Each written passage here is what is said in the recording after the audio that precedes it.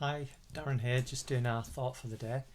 Um, I remember in 1984, I desperately wanted to go on to a missions trip with a youth organisation within the Elim churches to go into a communist country. I wanted to go to Poland. I wanted to go there and in words and deeds share something of the good news of Jesus. And I'd signed up, I'd got everything sorted out. I was 18 years of age and desperate to get overseas and experience what it's like to live as an overseas missionary.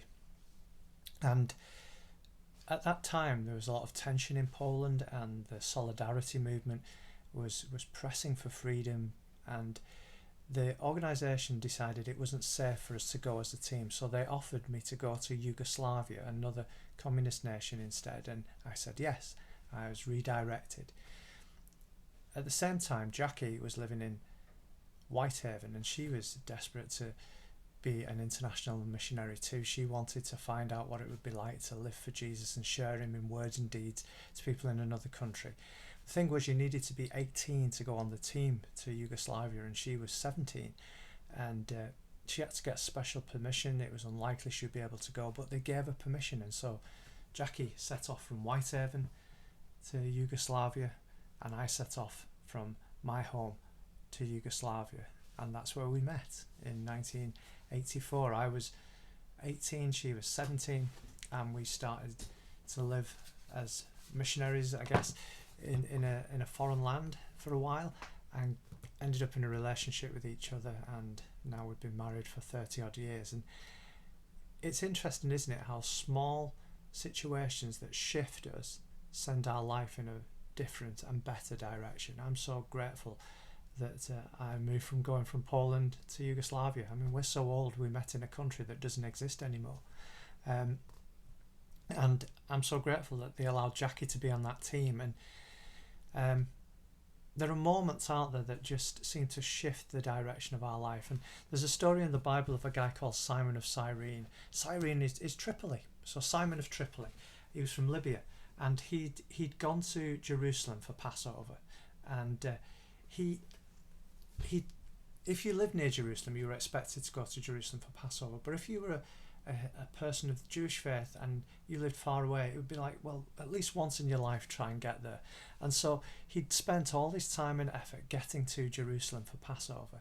And as he's walking through Jerusalem, maybe his first time there, enjoying the whole feel of Passover, there's an execution taking place, and the Romans are marching a man carrying a cross through the town, through the city, out to Golgotha. And the man stumbles and falls and can't pick up his own cross, and so they just grab someone randomly out of the crowd, Simon of Libya, Simon of Tripoli, Simon of Cyrene, and they say, you carry his cross. And Simon picks up the cross of Jesus. And I wonder how he felt. It's like, oh, I've put all this effort into getting here, and now I'm carrying an instrument of execution to somewhere for a person I don't know, a criminal who's been executed. Why is this happening to me? And yet something seems to have happened in Simon's life. Simon was the dad of Alexander and Rufus, we're told in Mark's gospel. And Mark probably wrote that gospel to the church in Rome.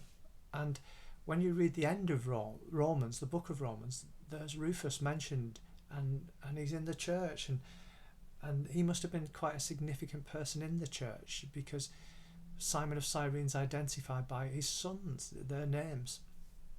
And then Paul says that Rufus's mother, the Apostle Paul says Rufus's mother was like a mother to him. Wow, could it be that Simon of Cyrene, in that interrupted moment when he'd gone to do something else, meets with Jesus, it changes his life. He becomes a follower of Jesus because he sees something significant of God in him and his saving power. That impacts his children and his wife, who then are an impact on the Apostle Paul, who's an impact on all the world, just because he happened to be on a certain street at a certain time on a certain day. Today, my thought for the day is, be open to the nudges and changes of life where God may be at work. In these days with so much change, let's see, where is God directing and leading us that might take us into places and experiences for him that will be for our good. He's at work even in the seemingly challenging or interrupted points of life. So may you see him there and follow him. Have a great day.